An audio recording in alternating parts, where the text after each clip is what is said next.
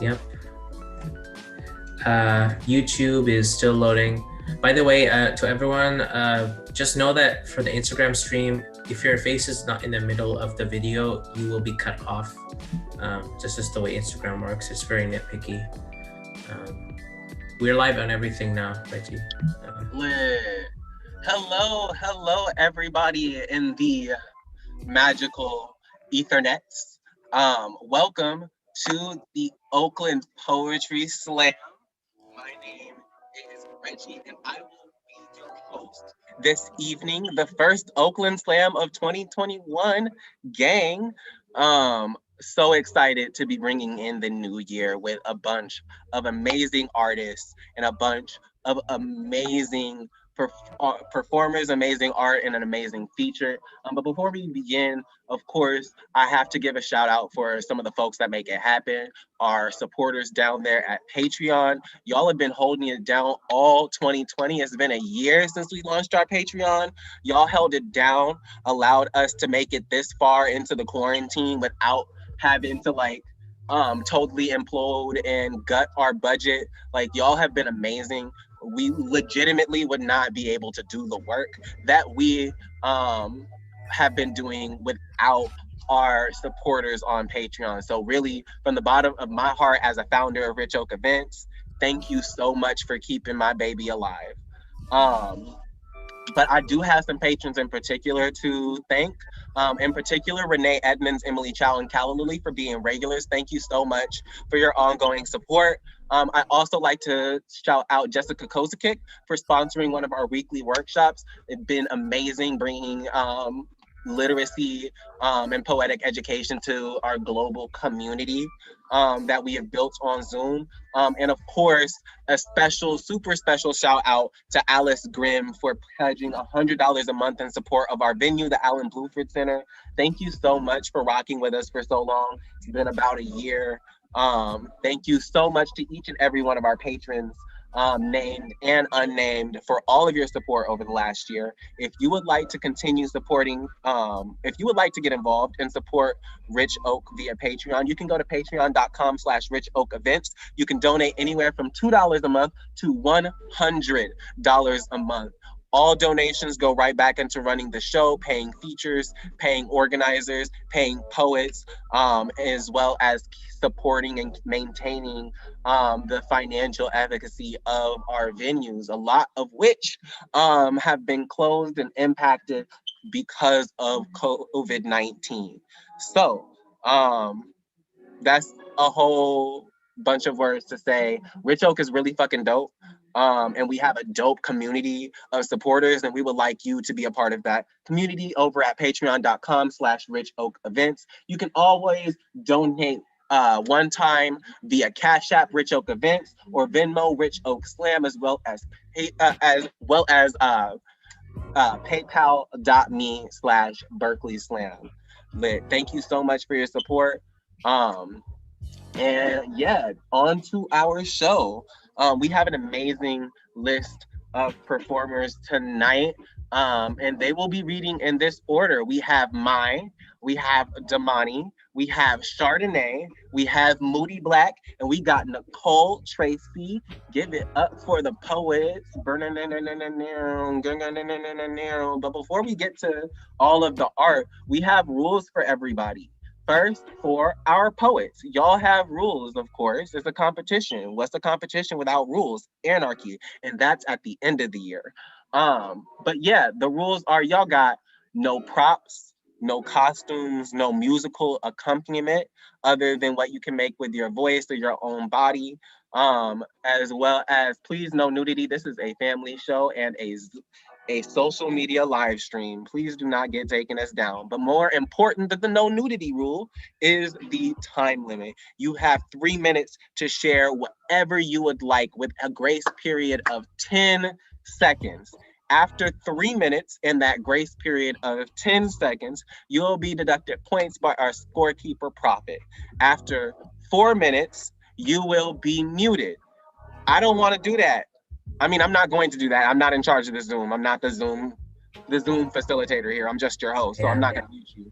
But I am going to have to come on after you get muted And I have ADHD and anxiety, so every single thing that comes out of my mouth is like planned, like 10 minutes ahead planned. So if you do something, if you put me on like way before I expected to, I'm gonna be a mess, and it's gonna be a mess, and it's just a lot. Please don't go over 4 minutes, please.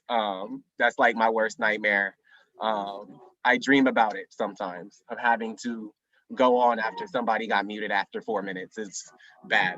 Um, but yeah, please, more important than not making me awkward, please respect the time of the other artists that are going to be coming up tonight. Yeah, those are the rules for the poets. Next, for the audience, yeah, y'all got some rules too. First, I need y'all to like, share, subscribe, whatever you need to do to keep in contact with us on whatever platform you are watching this from, because you don't want to miss this. We have 7 events a month, 7 writing workshops a month. So staying in connection with Rich Oak events is vital in order to know what's going on in the Bay Area poetry community. So stay tapped in so you can see more of this work. More important than staying tapped in is staying engaged while you are currently here. We encourage you, not even encourage you, but implore you to comment on the feed and let people know how much you love these poems. Be more enthusiastic than you would at a slam, because we can't see you. We can't hear you. All we can see are the words that you type out. That being said, don't be a dick. We will block you. We don't play that shit. It is nothing but support for the poets that are coming up on here, because it is scary as hell to say your truth in not just a Zoom room full of strangers, but an internet full of billions of strangers. So we're gonna, at the minimum, celebrate bravery and give maximum love for every single person that comes up in this slam via the comment section. That being said, this is a freedom of speech space. You might hear some things that are upsetting, triggering, or like. We try and encourage the use of trigger warnings. We encourage you to do whatever you need to do to feel safe. We also encourage you to have a conversation with us as organizers if anything, if you hear or see anything that makes you feel uncomfortable. We are here to facilitate the necessary conversations about accountability that are necessary. So I just want to put this out there. This is a freedom of speech space, but that doesn't mean you have like free reign to do whatever you want with no consequences. There are always consequences for your actions, especially here. So freedom of speech, but be respectful. Lit. And then finally, for our judges, y'all have the hardest job tonight. Y'all have to judge the poetry openly. Our judges, you will be giving scores to each poet on a 0.0 to 10.0 scale. 0.0 being the worst piece of shit you heard in your life. It's like the last 4 years, except on a loop. And it's a broken record of just Trump saying huge. It's just a lot. A 10 is like the next 4 years, but like not with a president, instead with like equality, because people keep confusing the two. But yes, point being, there's not a lot of zeros and there's definitely not a lot of 10s. Score accordingly. There's this thing called score creep, where as we go further in the night, the scores start getting better because the poetry starts sounding better, because we may or may not be just a little bit more drunker, or a little bit more lubed up to the poetry. So we will have a sacrificial poet. They are not going to be competing, but they're going to go first to kind of calibrate the judges. Judges, please score them as if they are competing, and use that as kind of a reference point throughout the night, to stay as consistent as possible. Lit, I think those are all the rules. Am I missing anything? Gang. So, are we ready to Lit. Are we ready to start the show? Are we? We are not, because we need a sacrificial poet, someone to get these judges warmed up to poetry. So I need everybody to say, spill the blood. Spill the blood. And give it up. Spill the blood. And give it up for your sacrificial poet, Reggie. Yeah. Yeah.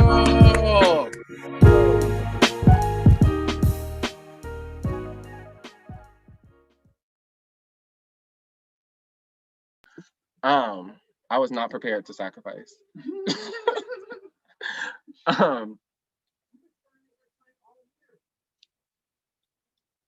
When my brother tells me that Marva said that her pronouns are nigga, I felt that shit because my pronouns are also nigga.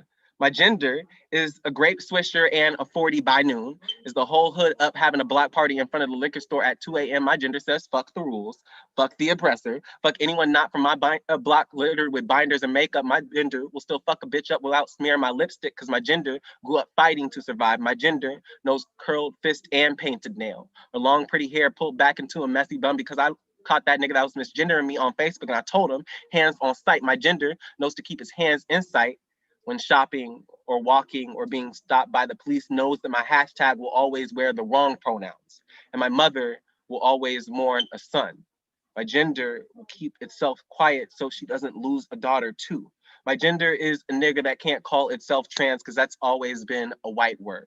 They don't sit well on a black tongue, don't get used in black conversation or seen on black television. So my gender has always been its own role model, has created a space just for itself. My gender is a black power fist at a pride parade. My gender says all cops are bastards. Yes, even the ones you are thinking of. Yes, especially the queer ones. My gender knows how many gay cops murdered black boys last year. Is a rainbow flag drenched in its own blood. My gender is first death, then a resurrection. Is the unbecoming of a black boy into something beautiful. My gender is both graveyard and garden. Is headstone and headline and head hunt and head bowed in prayer. My gender is a prayer, which means my gender must be holy. My gender must be sacred. My gender must be God, which means my gender must be a nigga. It is, after all, the blackest thing I have ever known.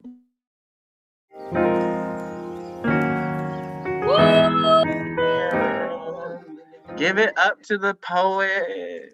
Give it up for the poet. I don't know who that poet was, but they were kind of cute. Judges, send your scores over to the scorekeeper, the hip hop prophet now. So yeah, that was your first poem of the night. Judges, y'all are ready. Y'all are able. I trust you. I believe you. Audience, I know it's like kind of hard to think that you have like a voice in this fucked up democratic process that we call the United States of America, but I assure you, in the United States of Rich Oak, you do have a voice, and it's called the comment section. The more love you show in that comment section, the more you can tip the judges' scales. Judges, do not tip your scales for no goddamn comments. It's just comments. You get them on Instagram, Twitter, Facebook all the time when you post some shit, stupid shit like I like cheese. Yo, audience, your voice matters. Let these judges know how much you love this poetry. You're serious. Lit. So on deck, we have Damani, but I need everyone to give maximum love to our first poet competing in the slam tonight. Everybody give it up for my Woo!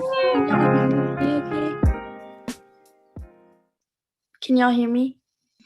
Yep, we can hear you. Yes. I use one popsicle stick to lift my tongue. Make sure all the pills went down. Make sure all the drugs went into my system. Like, how long does it take to get addicted to the serotonin boosters? How long does it take to get addicted to the pain of it all? My mother calls me a hospital kid. And I wonder if she ever knew what it was like to feel for your own life from yourself. I wonder if she ever tried to listen. I use 2 popsicle sticks to check my eyes in the mirror. Outline my pupils on each one and compare. Which is bigger today? Are they smaller than yesterday? Are the drugs wearing off yet? Do I get to leave when they're smaller? No. They tell me I can sign a 3-day waiver that won't get approved, or I can wait it out. So I wait it out. They tell me I can go to hospital court or finish the stale pasta and cold meatball leftovers for the next 2 weeks, so I eat as fast as I can. My father doesn't believe me when I work up the courage to tell him I overdosed. It was the second time. I swore I'd do it this time, but I couldn't lie to him. Not again. He calls poison control, then tells me to throw up and take a nap. Tells my mom I'm faking it in hushed whispers over the phone. I have a seizure in his passenger seat on the drive to the ER. 3 popsicle sticks to fit into the blood pressure arm cuff. They measure how much room I need to have before pumping air like it's my stomach. They tell me they need my vitals every day. They tell me they need my pulse and a 1-to-1. They tell me they need to watch me, and I believe them.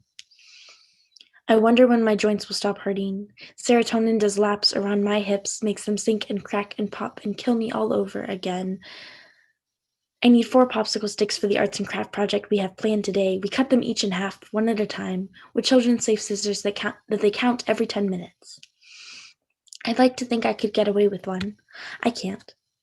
5 popsicle sticks turns into 4 popsicle sticks. Kylie took one for her own popsicles. They taste like the watermelon juice my dad brought me. I wish I could be okay, not even good, just all right. 6 popsicle sticks to dip in the never-ending bottle of ginger ale. We chug it like we are downing bottles. Ginger ale always sits in paper cups, never plastic. Kathleen laughs when I suggest the idea. She says, I know you could rip those apart and hurt yourself. Never plastic. They are dangerous. Everything is dangerous when you want it to be. 7 popsicle sticks to play with after we drink Benadryl, then push past the fatigue. It has the same effects as tripping on acid. Did you know? It makes you feel something. Anything. Thank you.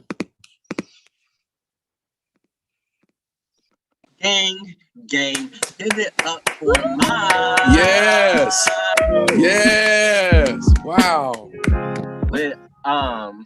Wow. So let them know how you feel. The sacrifice, whoever they were, got a 28.4. Fuck the scores. Give it up for the poetry and not the points. Judges, please send your scores and for mine and to Profit as soon as possible.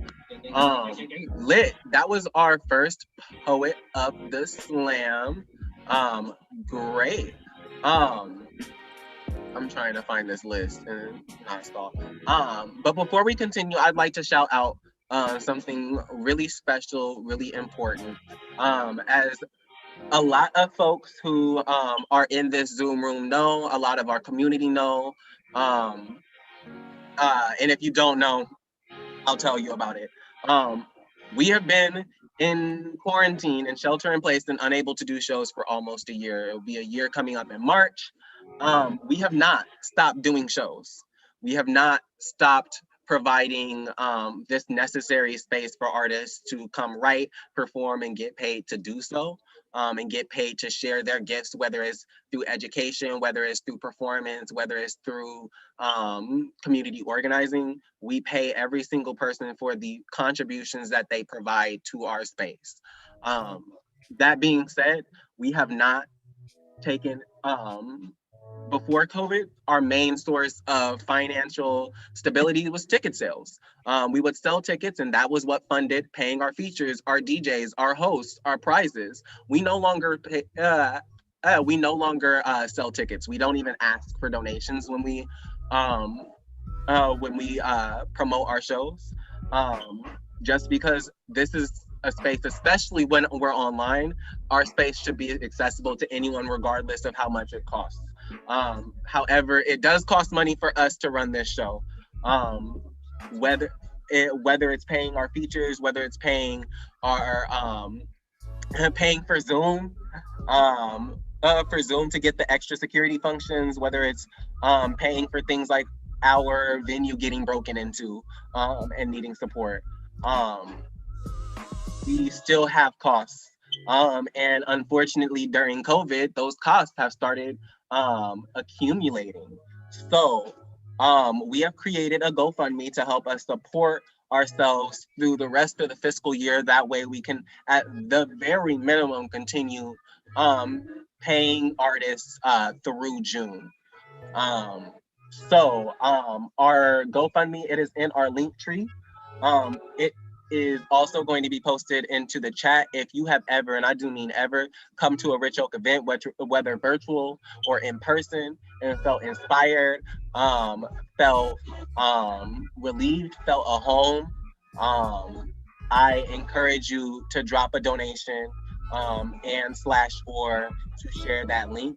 Every little bit will go right back into making sure that we can continue running these shows, continue paying people for the work that they do, paying artists for their time, and yeah, just like legitimately, like help us pay people. That's most of our costs are paying people to do the amazing stuff that you see here, and we want to continue paying people from across the country to come in and spit poetry and perform for y'all, and that only happens with your support. So you can visit linktree/Rich Oak Events for more information on how you can get involved. You can also visit patreon.com/Rich Oak Event to make a monthly donation. But every single bit helps in making sure that we can continue running this show online for zero cost for our performers, for our audience, and for our community at large.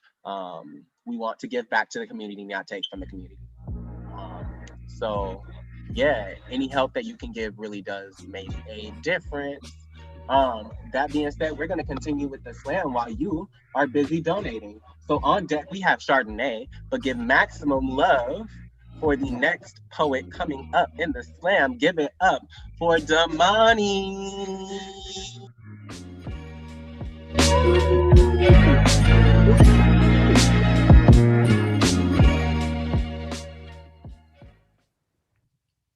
Sound check. Yeah, we can hear you.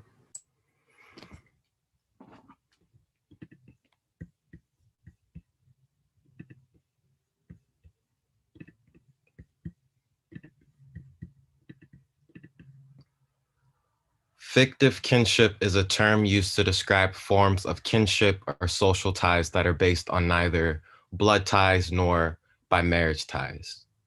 An anti-elegy for fictive kinship, or when the program gets canceled and no one says goodbye.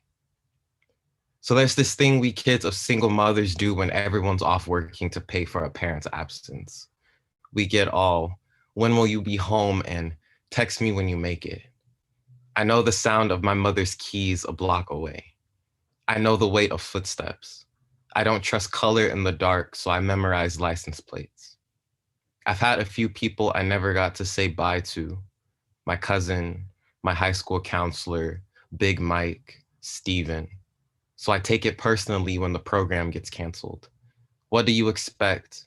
When my mother was away, my father became any man old enough to look like one. My binge watching became my lesson in boyhood.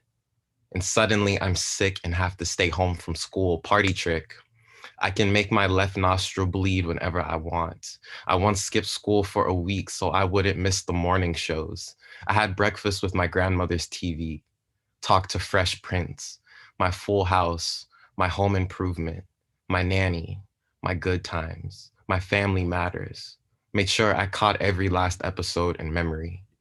An elegy says goodbye. An anti-elegy never stops saying hello. An anti-elegy for fictive kinship. Hello me. Hello bedhead. Hello eye gunk. Hello morning breath. Hello acne. Hello time. Hello water. Hello rerun. Hello ABC Family and Nickelodeon and Cartoon Network and Disney Channel. Hello first episode. Hello theme song. Hello boyhood. Hello time I learned Black boys aren't to blame for their fathers. Hello season finale. See you soon. Hello episode 24 of My Aching Heart. Hello Uncle Phil. Hello Aunt Viv. Hello Danny Tanner. Hello Uncle Jesse. Hello series finale. Hello again time. Look how far we've come. Hello memories. That one time you learned sex was a choice and not a door unlocked with roses. I'm thinking about nostalgia in the digital sense. I'm thinking about the effects of small things when they no longer exist, how I want it back now. Hello, nostalgia. Hello. I can't wait to live you again. Gang.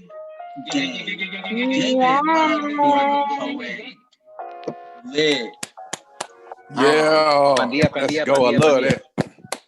And for reference, Mai got a 28.4. Fuck the score. Give it up for the poet, not the point. Like I said earlier, it's hella hard to come up and spit a poem in a room full of strangers, let alone a Zoom room full of strangers. That's why I just host.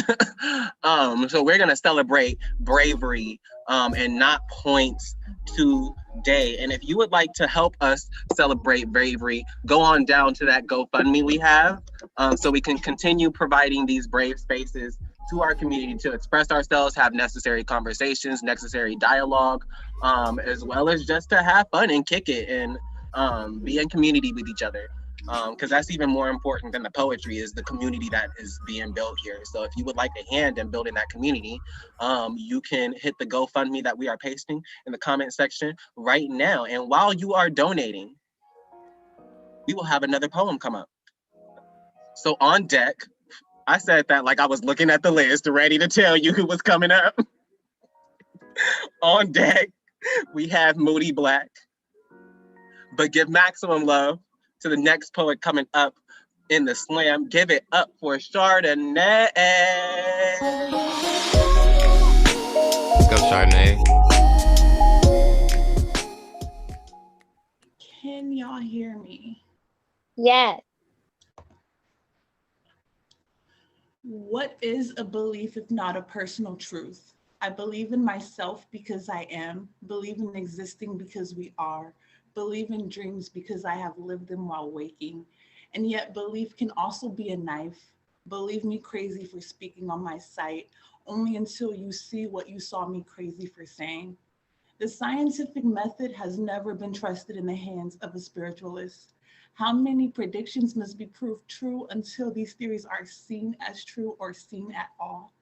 Imagine being told you're on that weird shit for talking vibes and clearing chakras, only to be told years on years later that scientists have decided to validate aura's existence because a machine sight holds more value than your ability to see. Every living and non-living thing has its own energy. We have always known this to be true, and the proof changes nothing, validates no other aspect of our wisdom, just gives them an excuse to try to abuse our gifts. Like the time old girl said doing divinations would send me straight to hell, but only until my gifts showed themselves as useful.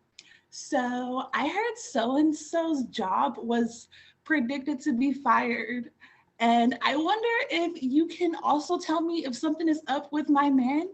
Audacity is the only thing they keep consistent. My naivety allowed me to tell her that he wasn't shit, and she still ain't listen.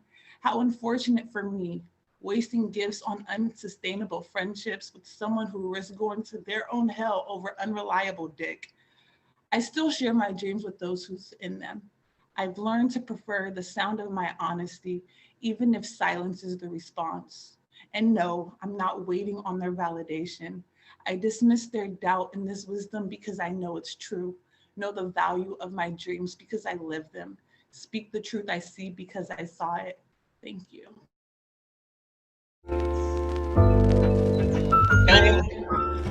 Gang, give it up for Chardonnay. Yes. Yeah. For reference, Damani got a 29.1. Once again, fuck the scores. Give it up for the poet, the poetry, not ever the points. Lit. Yeah, definitely keep showing your love in the comment section. I'm seeing much love in the Zoom comment section. If you're at home, keep on showing love, because on deck we have Nicole Tracy. But give maximum love to the next poet coming up in the slam. Give it up for Moody Black. Yes. Mic check. I'm good? Yep. So one day I was hanging out in the hood, on writer's block. Ran into my homie Imagery, told me to be careful out here on these sheets. There are dark places, pitch black with stitch of fear, harsh words that weigh heavy like a weight on your soul. Folk will poetry slam you out here. Score your poem lower than what it deserves, but I've been heard about those score creeps. So I stay ready. But he was like, nah, bro. They be looking for a sacrificial poet. Told me about a wordsmith a long time ago when over time with his stanzas, he had too many rhyme schemes. But that's when the judge, to this day, he's still living with that time penalty. He kept saying, it's rough out here in these sheets. Shoot, I just felt like imagery had some internal rhyme issues. So I went on down to Illusion Avenue. Folk knew I was new to the scene. I guess the blank verse on my face was my Achilles heel. Ran into alliteration. He got to talk about some different things with the same letter. He said, bruh, bars don't belong here. Better be gone before those proverbial beats give you a beat down, shoe. So I dipped out. But the further I walked, I started seeing folk pull out their poetic devices, so I paused. Cicera. Didn't want to make the wrong moves, etc. Then I noticed there was one couplet just staring at me with the trigger fingers on the iambic pentameter. Out of nowhere, it seemed like it was a whole army of hyperbole. They had sawed-off similes, looking long like a giraffe leg. It seemed like it was about to jump off everybody in their figurative language. I felt vulnerable. I was on their literary turns. The haiku jumped out. Oh, shoot. My light. Oh, my light, my light. Oh, shoot.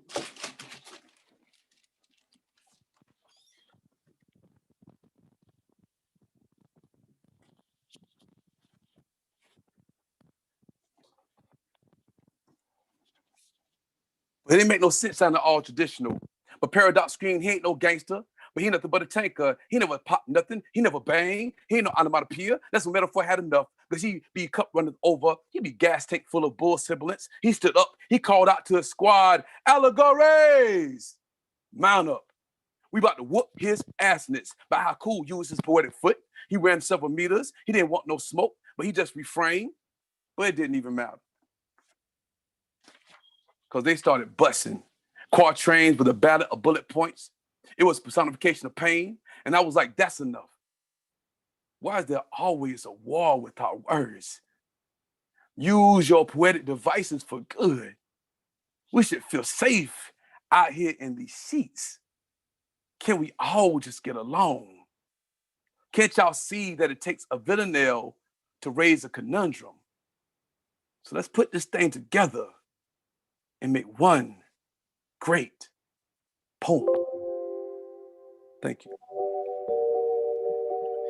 Gang, motherfucking gang, give it up for Moody Black. Yes. As poet. Lit.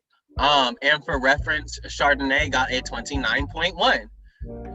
Gang, judges, thank you for staying consistent. Like really fucking consistent. But also, you know, don't stay too consistent because like I can't give 5 people the prize. So, be consistent, but also use discretion. Lit.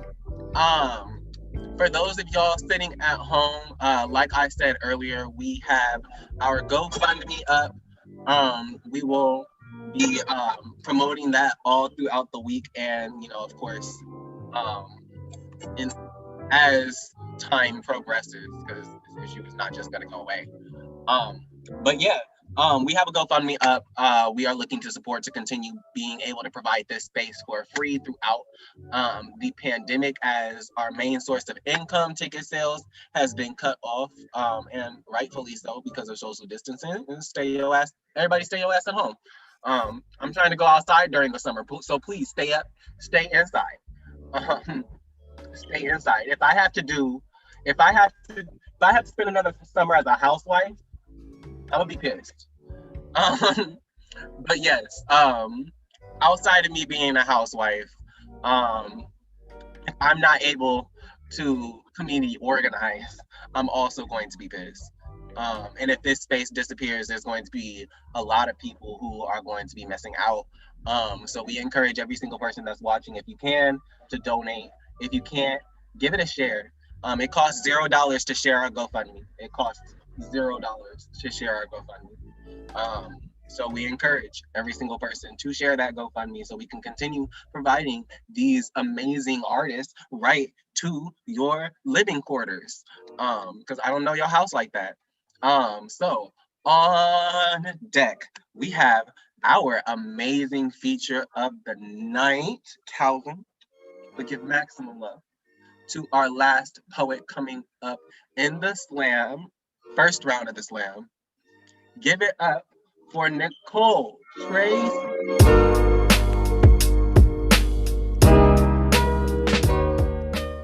Go off, Nicole. Mic check. We can hear you. Bad. Ode to my vibrator. Sexual pleasure for myself, because pleasure was not a focus for far too long. Shame was meant to be a placeholder for this pleasure. A piece of tape, a piece of gum, toothpaste on a tube. These things actually exist, but virginity is a concept. If I am tape, then I am duct tape, strong and hard to move once I've decided. If I am gum, then I'm a pack of it, desired by many, but only a few get it. If I am toothpaste, then I am recommended by dentists and doctors and necessary for your health. Pleasure is expensive, but worth it. A vibrator is a one-time purchase, but an investment in myself. And can you really put a cost on pleasure? Many have tried. 1 drink, 2 drinks, a sexy dress, and matching heels. Lingerie is a gift for me, for you. A fulfillment to your fantasies, but before my basic needs. The world is ending. Go buy your necessities, because pleasure is not a state-mandated necessity, and we will be closed tomorrow. Best vibrators are not shaped like a penis, because we know this is not the best way to get off. But without a dick, you're just not essential enough. You must be sexually compatible with yourself before you are compatible with someone else. Do not hold your pleasure close and in secret. Share it with whomever you deem should. Pleasure is expensive, but worth it. $200 is a much better purchase than the $16 Uber ride home. My vibrator will not forget my name. I will not forget my own name.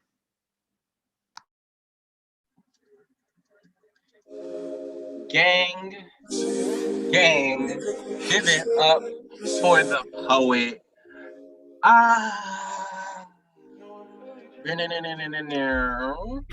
And for reference, I'm trying to look at this thing. Moody Black got a 28.1 score. Give it up for the poet. Gang. Bravery. Community. Yep. We're shooting nothing but affirmations at our guns.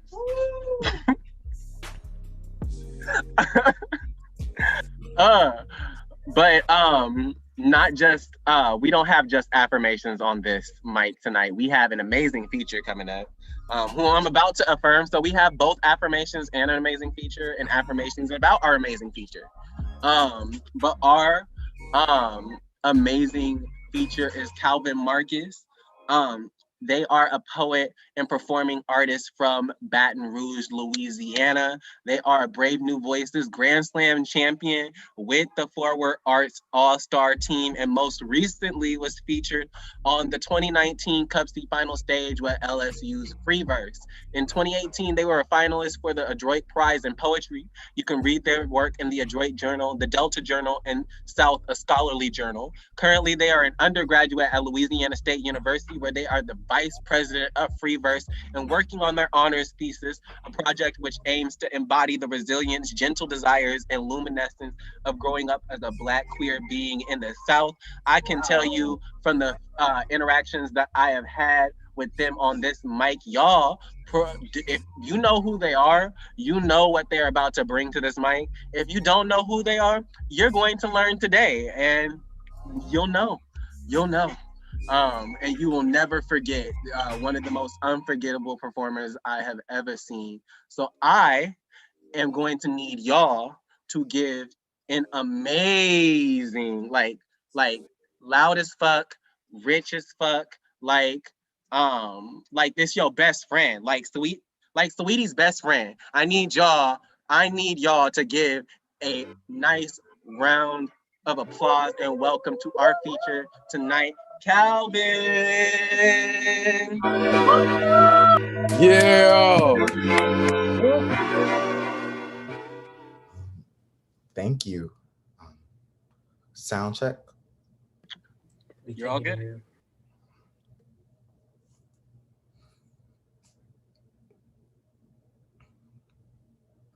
Invocation after the incomparable Ariana Brown. Hey boy of hand games and mother's wishes. Boy who don't play no ball, but sits on the porch, playing slide with the girls, clapping and spreading your legs, jutting out your hips, moving too live to be anything hard. Boy, a supple voice who speaks hushed, lacking bass, robbing a father of a son. It is funny seeing you here in a place so holy. You, boy, of the creak of a church pew, of the blaring of an organ, nimble fingers striking keys for a testimony and repentance. Boy, of the thundering of the church aisles. Hallelujahs and amens are rumbling before the launching. Boy, your mouth a slingshot, your heart Goliath, your hands tied up, folded into prayer. They ask to baptize you, to call you a new creature, a sweet boy, and how sweet you are, almost rotten teeth like decaying bone. Hey boy of his grandfather's reflection, deacon grooming. How did you get dressed today? When all you saw in the mirror were your father's fears, when you found out your voice, the rock that shatters everything, your heart, what terrorizes the family bloodline. You know you're tainting your family genes, boy, making mockery of denim. Boy, making mockery of the American dream. Boy who refuses to pitch a ball. You are the reasons fathers keep their sons on the football field instead of in the choir stand. Boy with sweet voice and supple mouth whose lips will be places they shouldn't. Boy, tell me, how many times have you tucked away a part of you and called yourself a new creature? Boy who hides away. Do you think they won't find you? You think you're safe in the choir stand, in the pulpit, in the closet, as if you won't burn through the pews, as if they won't smell the sin on you, as if they won't all watch and continue the service. Hallelujah, amen, salvation at the fall of the abomination. Why do you go so silent? Like your inability to speak will make you disappear, boy. We only know there's one way to do that. If you let your giant swallow you whole, let your pebble and your slingshot heart fall away, what God do you think would ever spare a beast like you? Hey boy, I feel for you. I feel the hymn you hold between your teeth. I hear you stumbling through the melody in the pulpit, grace, an unfamiliar tune to you, boy with scary heart, boy with heavy tongue. How many times did you fall apart today? It don't matter. Let me show you how to sweep up the pieces, boy. For you, life will be a constant rebuilding if you are to survive. But first, before all that, boy, do you see the moonlight outside the tabernacle? Go out and bask in it. Kiss the stars and melt into the night the same color as your skin. Feel alive, feel visible in all you've been taught to hide. Hey y'all, I'm Kalvin. And yeah, that was my first poem of the night. Thank you to everyone here at Oakland Slam for having me. And yeah, I'm like grateful to be sharing space with all these phenomenal poets competing in the slam. And yeah, I just asked that, y'all let's have a good time. I had a rough day, I'm gonna be honest with y'all, because white people be trying me.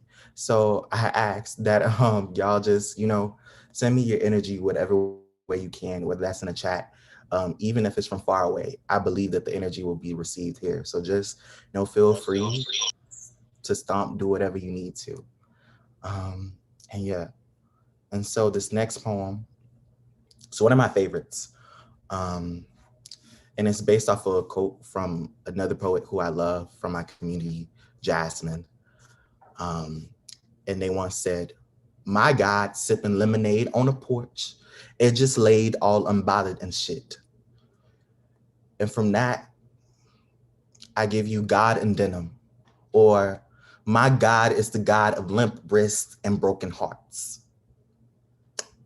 So night one, my God wears denim and a crop top, walks on tiptoes to reach the cookies on the top shelf, sweet tooth bastard, wanting to devour everything in sight, twinkle type, blooming man, tight pants, seduction, taking everyone, asking everyone to feast, caramelized apple, daring anyone, take a bite.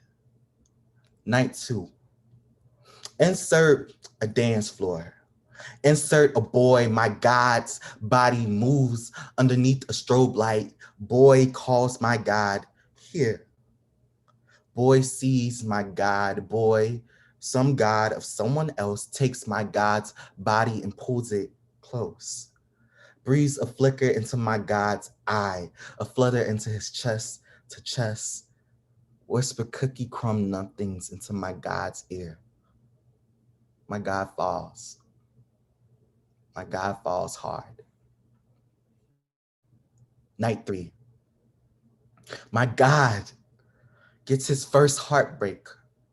Floods the earth with his tears, the oceans, constant reminders of his slingshot heart. My God has nobody to love but himself. My God, now so small, makes a gape of nothingness and calls it a universe to feel less alone. My God breathes life back into himself, but leaves underneath his left chest an empty chasm. Night four. Exhale a boy, all frail and stumbling, teeth rotten from all the sugar, always sweet bastard. My God names him. My God calls him Adam, calls him red, calls him earth, calls him to make this lonely recede into a rib. My God breaks bone and makes life anew, bone and broth. Night five, and man still betrays my God.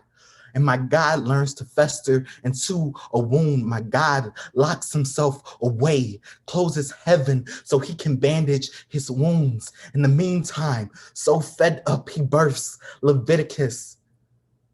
Night six, and time flees. My God's mouth scabs over. All he is now a parched tongue. Even now that he is healing, there is no way for him to take back the curse. Night seven. And now we are the same. A chorus of thirsting boys blooming into bit lips and back alley rendezvous at the call, at the pool of the lone moon. Cool. Hey, real quick, can someone give me like a time update just because I'm not trying to run over. And I'm notorious for, you know, a time penalty. Sweetie, do your thing. You got like 2-3 more poems. Period. All right. And so, yeah, let me get through these poems real quick. Yeah. And so this next poem is like partially inspired by my own spiritual journey. And yeah, it's called Goddess of the Mississippi.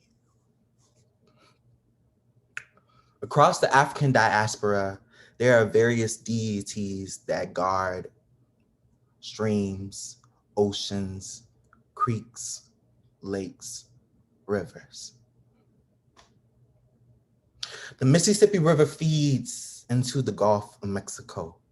The Gulf feeds to the Caribbean Sea, and the Caribbean Sea feeds into the Atlantic. And the Atlantic bounds North America to Africa, which is to say, to trace a lineage, follow the river, Follow where the bodies learn to cast themselves. Nobody ever drowns, only returns home, only returns to the bottom of the river.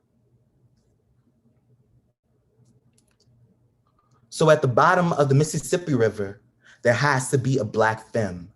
Face beat for the God she is, a goddess, and she makes sure everybody knows it whenever she sings. Shrines rise in her honor, and before Black bodies are lynched, she calls their soul to her, offers them a new flesh while their tired carcass of one is left above at the bottom of the Mississippi. Emmett is a prince. He whistles and the ocean creatures draw near there. He has both of his eyes and all of his teeth, and the only thing split open on his face is his smile. And the goddess watches him from her ocean stoop and tells him he better come inside before the light of the moon learns to pierce the dark of us. And she returns to cook a feast for all the new arrivals. Toni Morrison shoots the shit with James Baldwin, asks him if he's, finding it difficult to adjust to a place without his preference for men, and they cackle. Even the shade here blooms into a new breath, and Josephine Baker and Billie Holiday let out a sigh, barely making their last book they needed, because turns out my Uncle Larry and Uncle Alvin had the big joker in the Ace of Spades the whole time at the bottom of the river. My Uncle Van learns to breathe again. He wakes up in something other than a prison cell, and he waits for me with the bag of Cheetos he promised me before the prison industrial complex stole him from me for the last time. Y'all, he shoots dice and he plays spades and he talks his shit and sips on hen. He never gets drunk, and all the bodies turn ghosts when hooded men roam free. Dance. They jig, they grind, the older ones two-step. And when Johnny Taylor starts singing, all the old heads ask, what you know about this? Only to be silent when Aaliyah and Pop Smoke debuted they new collab, when bloated bodies sprouted during Katrina. As if calling towards some God, she answered their prayers, created a heaven for which our grandparents labored. A land of brown sugar and honey they did not have to share crop to reach. And here, everyone finds new tongues, ones where there is no word for grief, for trauma. And later in the day, the goddess gathers everyone around a dinner that stretches for miles. And everybody eats and is full-bellied for once. No brown body starves for once. Every brown body is gathered around eating, and it is not a funeral.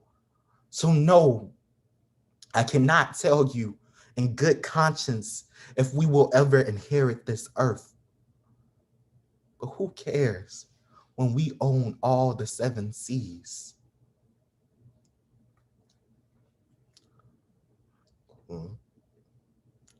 Thank y'all. I'm feeling like, just in general, I'm feeling love. So I just want to say thank y'all for everyone being here. I'm gonna try to do this one poem and sneak this other one in, but y'all let me know if my time is like, because either one is fine to end on. But this one is one that I'm keeping close to me as I am journeying through healing, as I am being present, and I hope that it ministers to you in whatever way and it touches you. Thank you. I needed to know that. I have perfect time for 2, but this one is called Unhealing. And I hope that, it holds you in whatever way you need in these trying times. Take care of yourself.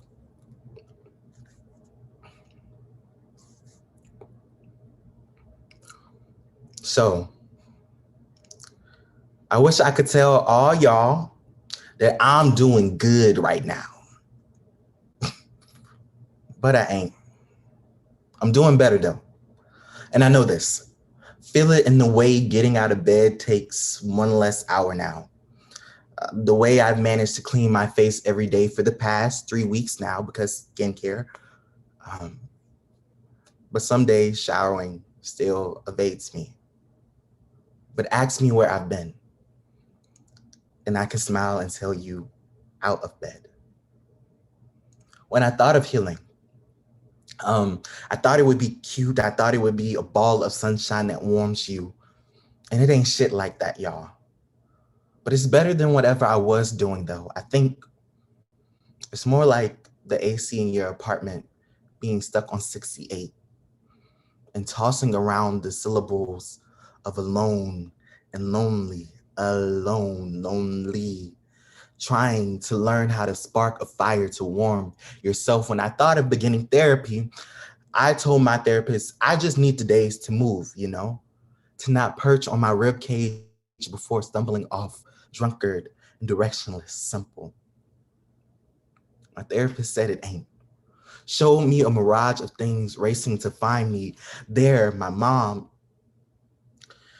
and her outstretched hands and her clenched heart. Every boy who thanked me for a joke and could not make space for the breath before the punchline in me. I met myself there. Simple, ask me where I've been, and I could show you a map of my trauma across my therapist's couch. I thought learning how to let go would be easy, and it ain't. It's a lot of remembering. It's a lot of realizing and a lot of stumbling into doors you did not know were there. I could lie and tell you every day I get better, but I ain't. Y'all, some days I'm greeted by a new ghost demanding I resurrected. And I used to fight, and I used to scream and shout and chant psalms and spill my tongue and cry out for God. And I thought he ain't heard me, and I can't say that he did, but one day, someday, stumbling between Wellings and my therapist's office, another dead thing greeted me, and I did not fight. I let it stay. I let it tell me where it needed to go, and it raged, and it knocked down my favorite book off the shelf and pissed on the toilet and curdled the milk, but then it just asked to rest. Just rest. And I tucked it in. I thought that might be the last time I saw it, but it ain't. It comes and it goes and rants and raves, but it always asks to rest. Do you get it yet? I say one day I will meet myself where I am, and every day I perch on my bed, nice and pretty, waiting for me to run back into my new body of love. I think in this has to be good. If you ask me how I am doing now, I will tell you better. And that is good even on the days I ain't. If you ask me where I've been, all I can tell you is out of bed. If you ask me though where I'm going, I can't tell you. I ain't been all the places I'm meant to be yet. This is simple. We ain't encountered all the love meant for us yet.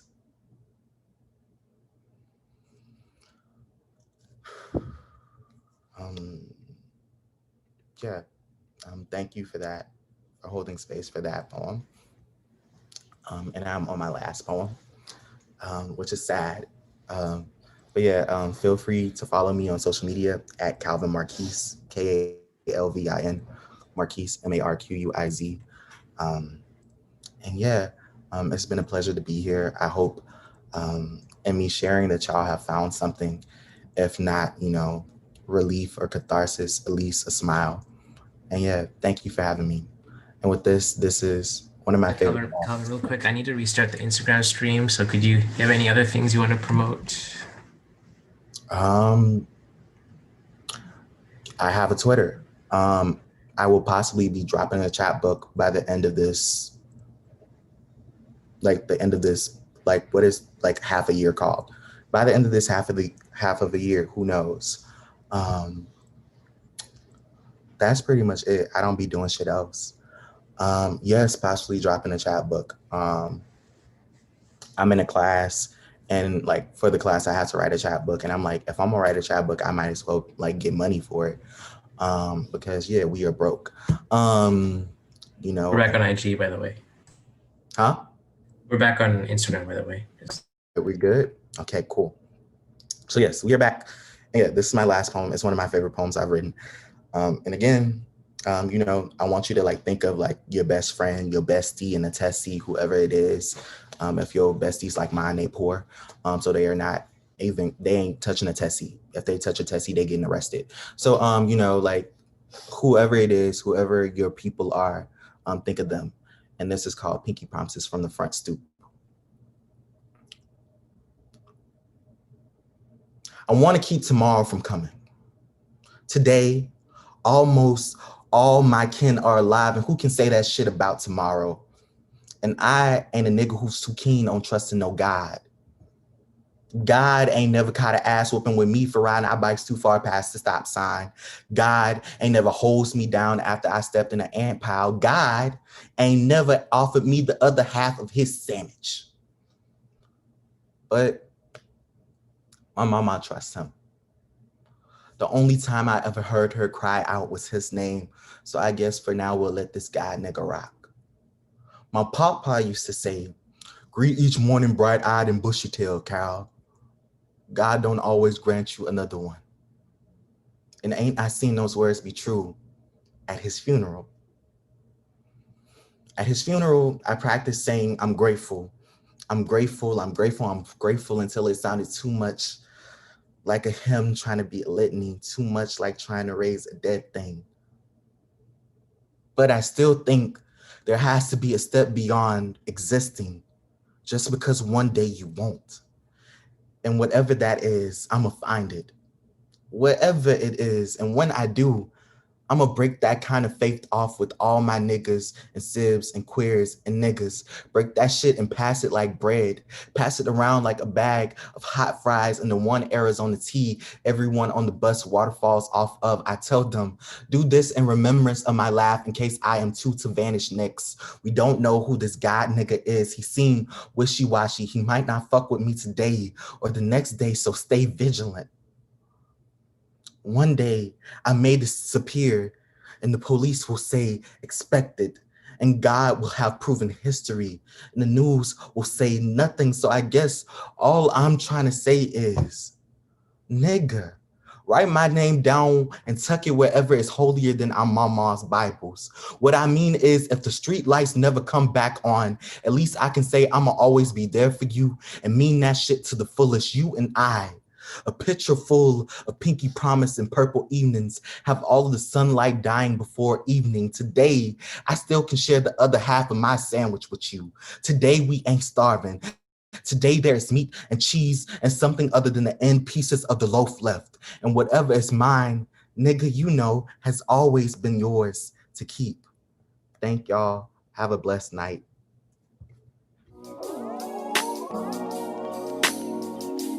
Wow. Gang, gang. Technical difficulties. But gang, motherfucking gang. Wow. Woo. That was such a beautiful feature. Just amazing. How can we keep up with you on social media? Like if you have like a public social media group. Yes, like, my Twitter. I'ma drop the Twitter in here or whatever. It is Okay. at Kalvin Marquis, KalvinMarquiz. For sure. And yeah, I'm always down to like kiki with people. Send me poems, send me love, whatever. Why am I not following you on Twitter? I don't know. Let's get into it. Yes. Yes. Follow Kalvin on Twitter.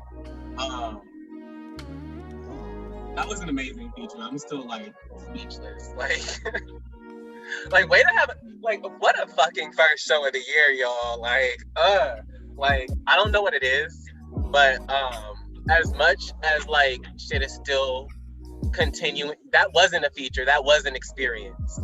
That was an experience, that was a journey, that was dare I say art.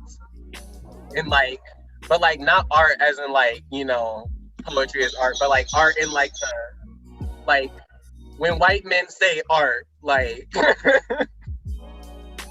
that theoretical concept that nobody knows what it really means, but everybody knows it when it sees it. That's that art.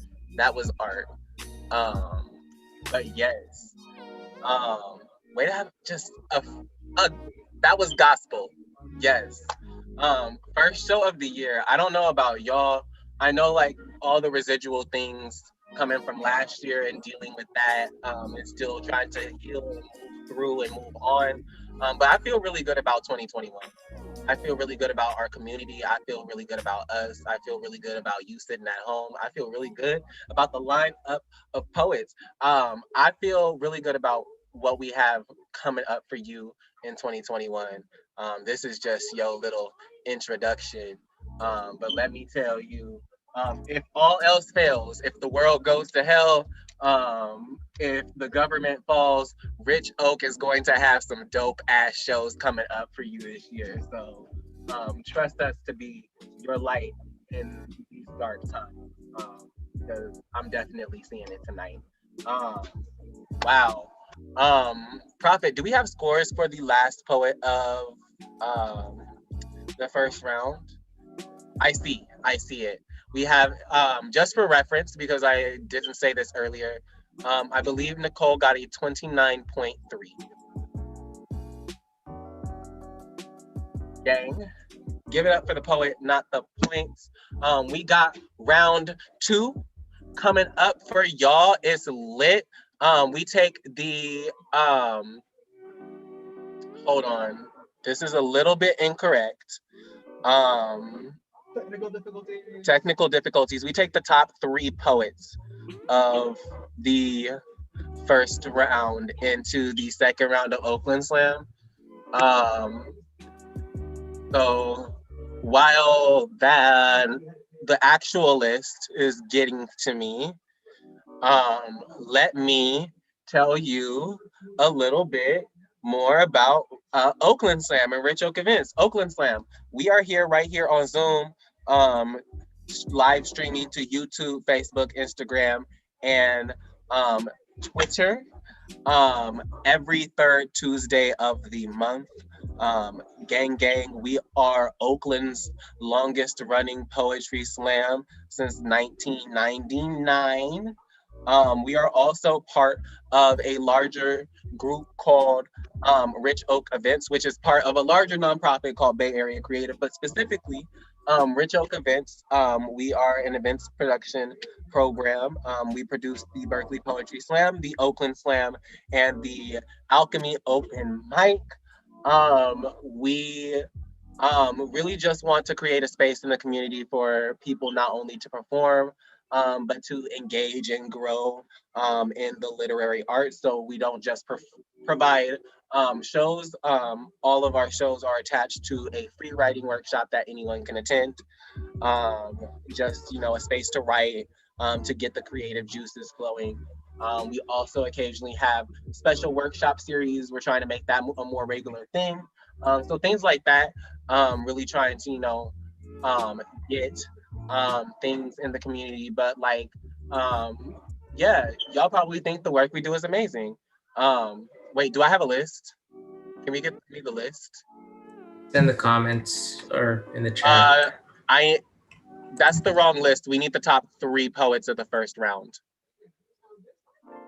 Oh, okay. Yeah. That's why I'm stalling. Call me Joseph because I'm stalling. All of my comrades got that joke. I am not a socialist or a communist. I am just on Twitter.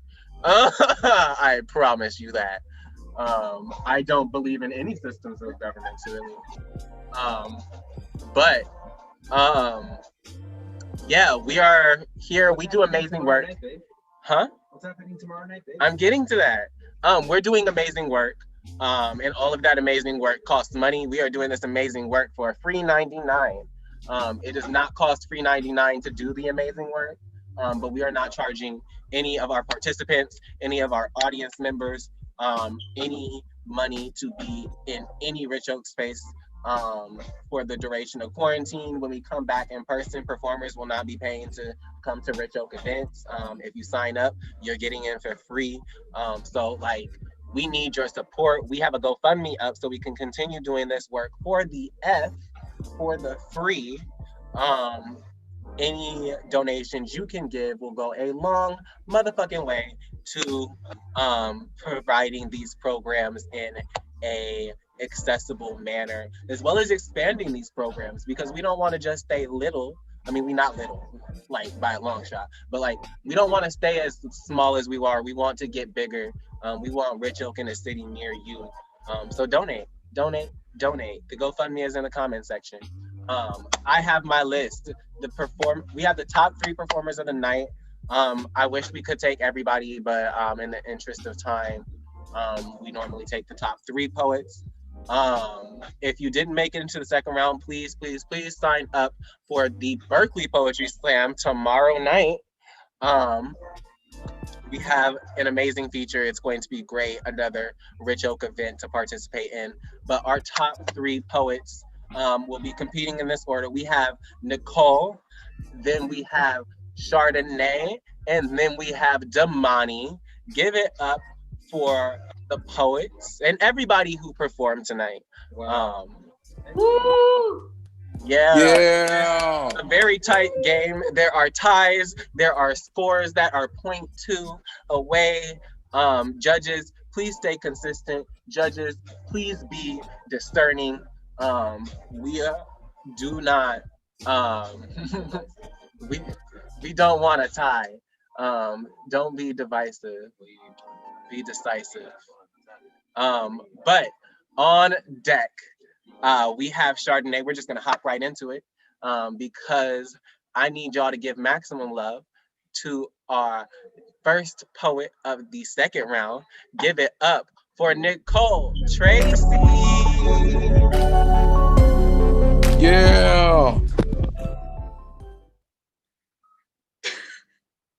Pardon the cat meows in the background, but I want to give a content warning for sexual assault with this poem.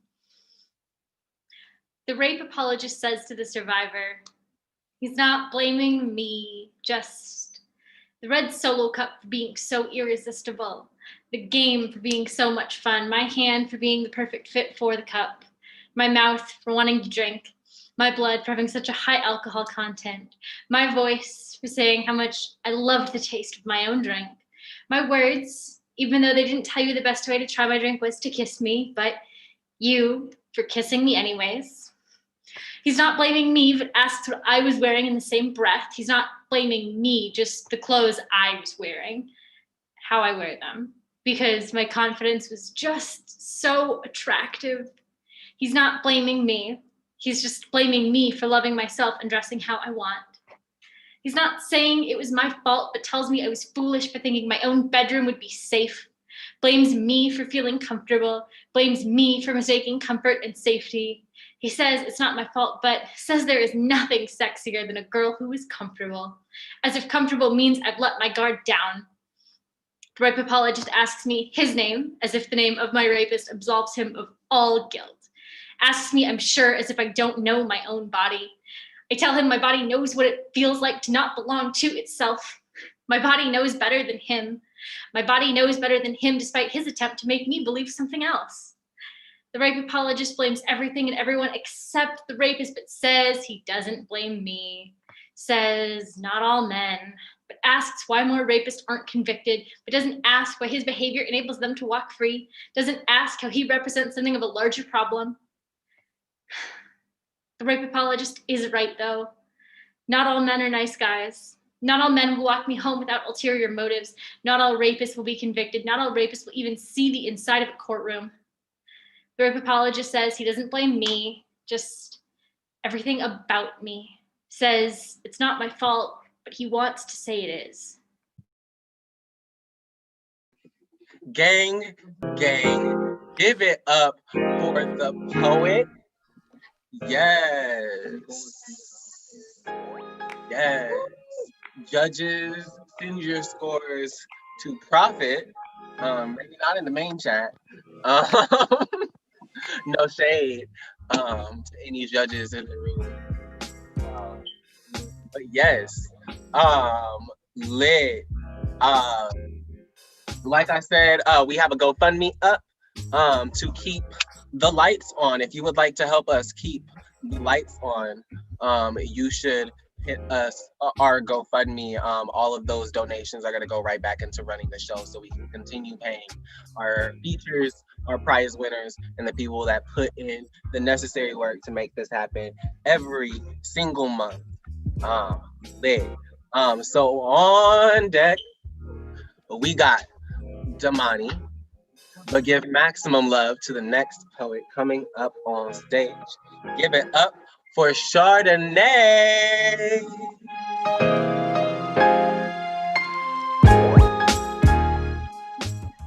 Can you hear me? Yep, we can hear you. Sweet. Assistina on not playing piano. You have the fingers of a pianist, so long and slender, says several of my old professors, all male and white, all in mentor roles and deciding how I should use my fingers. For them, labeled as one who's already trained to bend the right ways, as if that's what it means to be Black. All the way to my bones, I've been taught to perform. For who am I expected to perform? These men, all tall and reminiscent of the slender. In my memory, each is dressed in a suit, black as the keys shrunk in between those large and white, differentiated by the lips curve in an upward bend, its placement as unnatural as the shape wished upon my fingers. Some of these men, much older, made other innuendos of my fingers, thirsty for the juice that flows when they perform, my body learning new ways to bend. Underneath their vision, all imaginary as that slender, but just as haunting of a face, unmasked but still white and growing hungry to consume my Black, or reminding me that my presence triggers memories of an ex, Black as if that erases the racism from his fingers, touching without asking, explaining forgiveness is owed to his white. It must be delivered, even if that means I must perform. And if I embody too much space to make myself more slender, to take the extra parts of me and force them to bend, I leave these conversations with pieces of myself exposed, past bend, molded into a box itself, the darkest shadow, Black, a piece of myself removed to make slender, words ripping from my throat by metal fingers, relived death with a stage to perform. There's no survival if you bleach yourself white. When you see the piano keys, first you notice the white, then you hear the song, but you don't see what it takes to bend, to give yourself a shape ready to perform. When your pieces are no longer shadows, they're still Black, still learning not to hide, to move like nimble fingers. Where's the balance between doing shows and avoiding slender? The haunting desire to perform with my fingers. A white man watching his wallet grow slender as he bends to be near this Black. Thank you. Gang, give it up for the poet.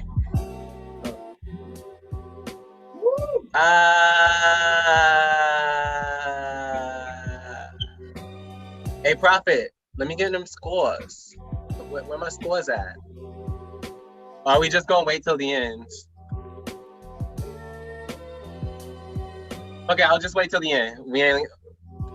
All right. So on deck, we have figuring out who won this cash money.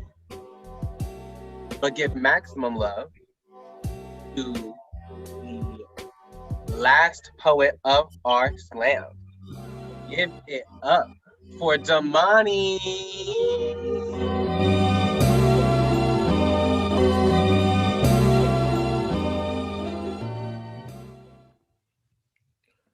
Sound check. We hear you.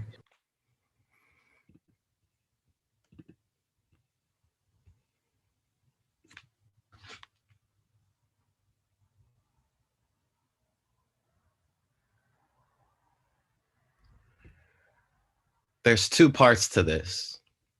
Before 2020, my skincare was mud mask and charcoal facial, ginger shots and immunocompromised tourmaline around the neck, oversized halos hanging off my shoulders like Christmas plaid. Before college graduation, before pure sage, before lavender, Louisiana Piccadilly and Mama Rhett's house. You learn even mosquitoes have a type. Before the hurricane, Mardi Gras parade sharp. After the hurricane, Stephen lost his name to the wind water, and towels lined the bathroom crevice to keep accidents away. Before ABC Family rebranded, before Skittles were a weapon, before Black Eyed Peas on New Year's for good luck and call me when you get home was mandatory. Before this, I was alive and thought living was fair. 2. There was only one season last year. The others didn't matter. Season the smoke made a sky look like bloody teeth and fresh milk. Season I believed allyship was a new religion.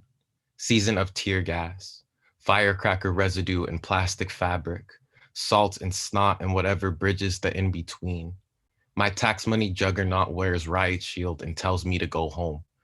But it's summer, a hint of cocoa butter muffled in chant, enough Dasani to quench thirst, enough palm sweat to refill Lake Michigan. Who knew the change in seasons would be the difference in water? I've held more plywood and cardboard this year than hands. Hospital examination gloves and we recreate the buddy system. A stranger goes blind, so we pour trust on their burning. Just before the quarter crisis, we blow on corneas and wish on loose lashes. At the end of every year, I cut my hair and name each strand after a problem. This time, I kept them all.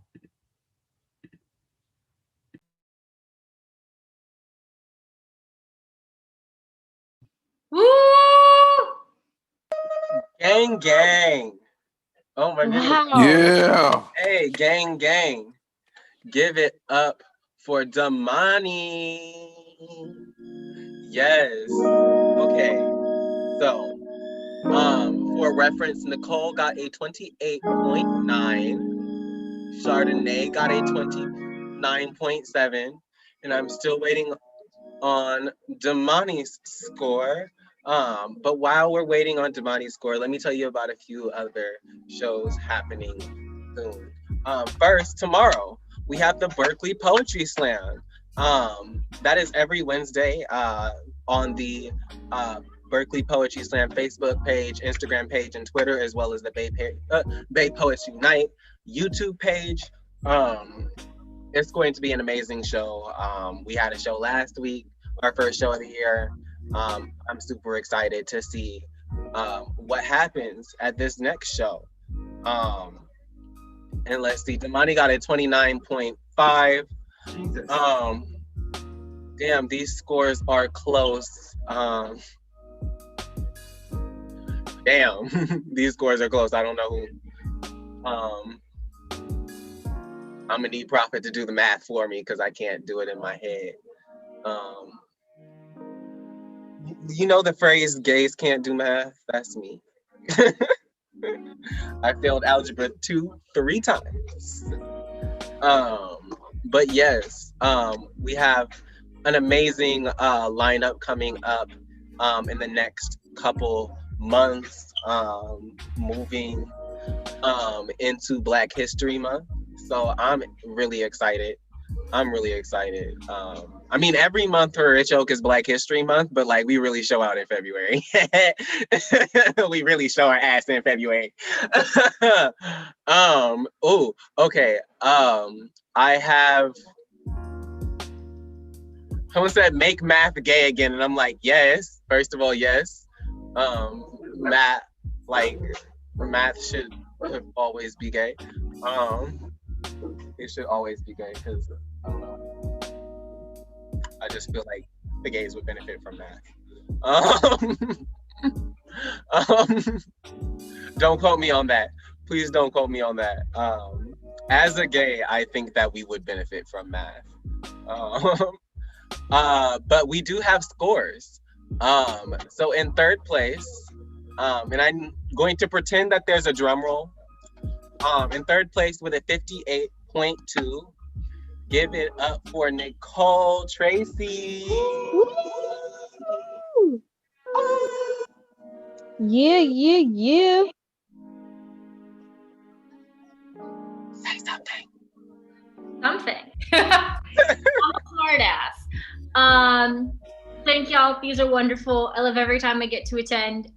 It's 3 hours later than y'all for me, so it is very late, but I don't mind staying up because I'm a night owl and I love y'all. So. Oh, we love you too. Thank you so much.